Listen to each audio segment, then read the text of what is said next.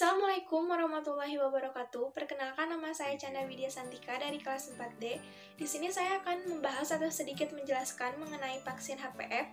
Dan di sini juga saya tidak sendirian, ada teman-teman saya yang akan ikut menjelaskan tentang materi ini, yaitu Niki Ristianti Gunandi dan Fajar Maulana Ridwan. Nah, mungkin di sini kita asing ya dengan yang namanya HPV atau Human Papillomavirus, yang mana virus ini bisa menginfeksi laki-laki maupun perempuan. Nah, dia itu masuk ke dalam tubuh kita melalui hubungan seksual, dan beberapa strain HPV yang menyebabkan penyakit kelamin yang dikenal dengan Candylema acuminata ini atau kutil kelamin. Beberapa strain yang lainnya, terutama tipe 16 dan 18 itu bersifat onkogenik atau dapat menyebabkan kanker. Jadi, vaksinasi HPV juga itu merupakan pencegahan primer kanker serviks uterus atau vaksinasi profilaksi HPV 16 dan 18, dan Pap smear itu merupakan bagian dari pencegahan sekundernya. Jadi, pencegahan yang terbaik adalah dengan melakukan vaksinasi dan Pap smear untuk menjangkau infeksi HPV resiko tinggi lainnya. Dan vaksinasi HPV itu diberikan dengan tujuan memberikan perlindungan terhadap infeksi HPV, terutama yang dapat menyebabkan kanker serviks, yaitu HPV tipe 16 dan 18. Dan terdapat dua jenis vaksin HPV L1 PLP yang sudah dipasarkan melalui uji klinis, yakni Cervarix dan Gardasil. Yaitu Cervarix vaksin HPV atau Cervarix ini hanya diberikan pada wanita dan hanya untuk mencegah kanker serviks saja. Dan jenis vaksin bivalen HPV 16 atau 18 L1 PLP, dan pada preparat ini protein L1 dan HPV diekspresikan oleh rekombinan baculovirus vector, dan PLP dari kedua tipe ini diproduksi dan kemudian dikombinasikan sehingga menghasilkan suatu vaksin yang sangat merangsang sistem imun.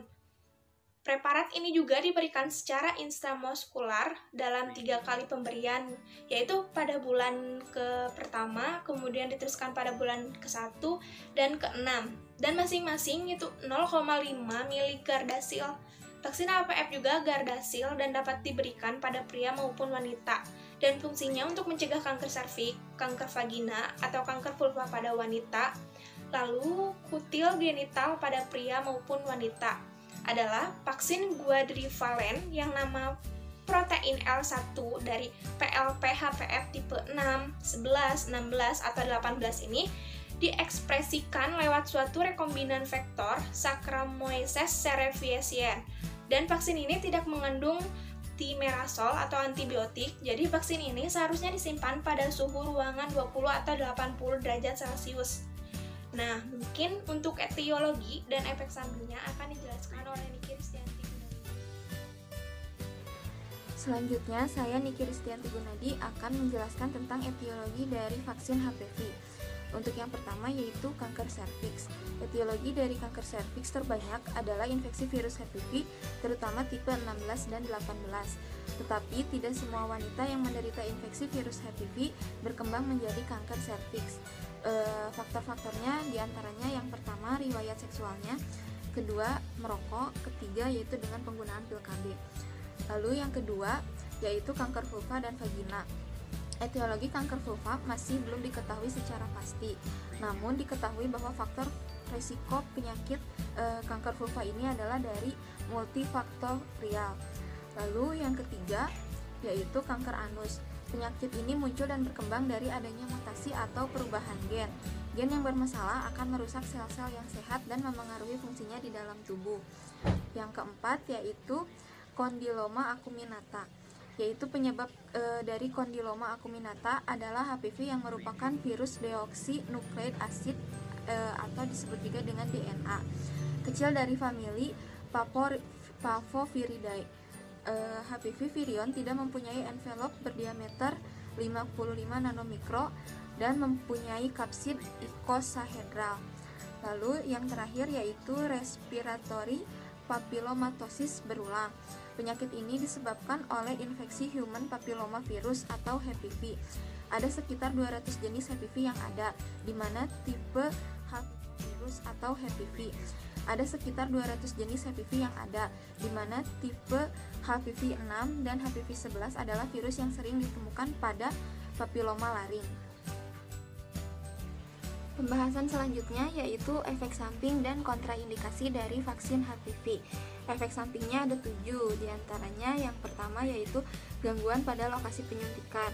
Biasanya terjadi berupa nyeri atau kemerahan dan terjadi pembengkakan.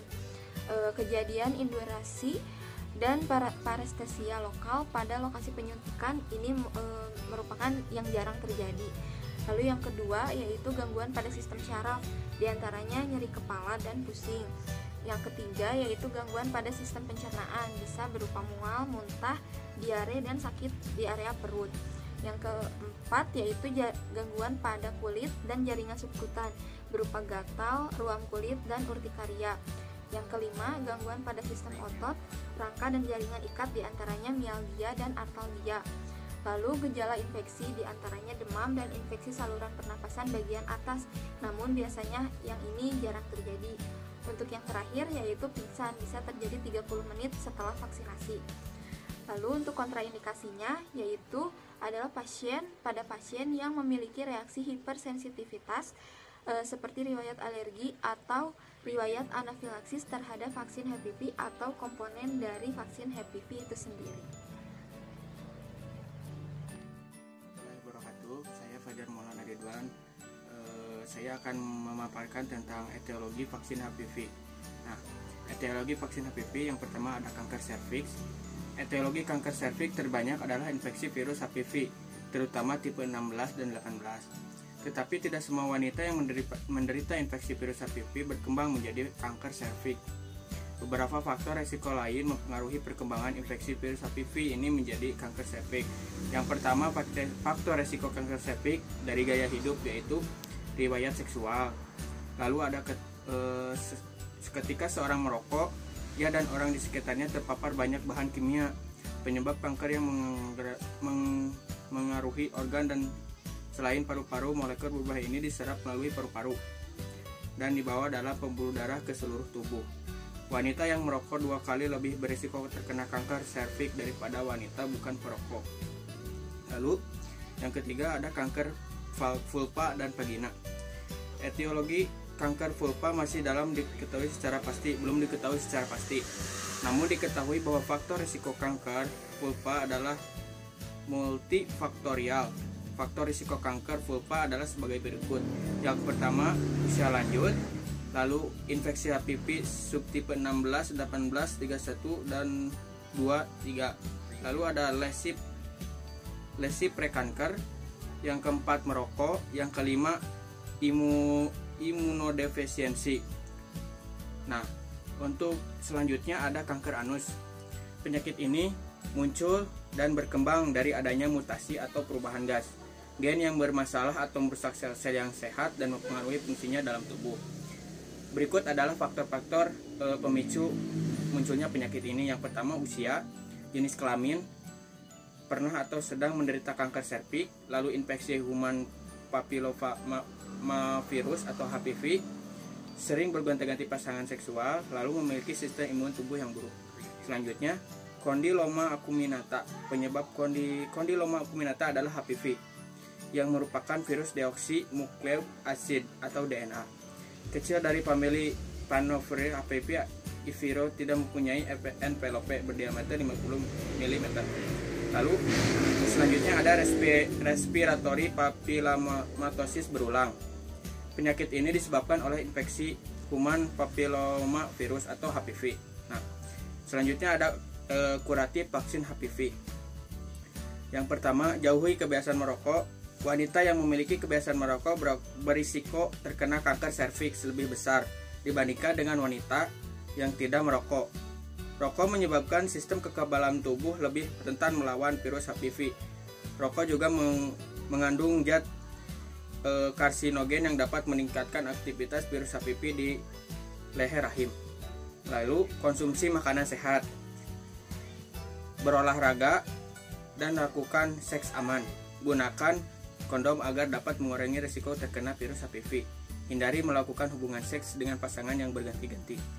Lalu, ada preventif vaksin HPV. Yang pertama, mendapatkan vaksinasi HPV sejak remaja. Kedua, melakukan pemeriksaan pap smear. Dan Ketiga, melaksanakan pemeriksaan lanjutan sesuai rekomendasi dokter. Untuk efek samping dan kontraindikasi, yang pertama, gangguan pada lokasi penyuntikan berupa nyeri, kemerahan, pembekakan, kejadian indurasia, dan parestesia lokal pada lokasi penyuntikan sangat jarang terjadi.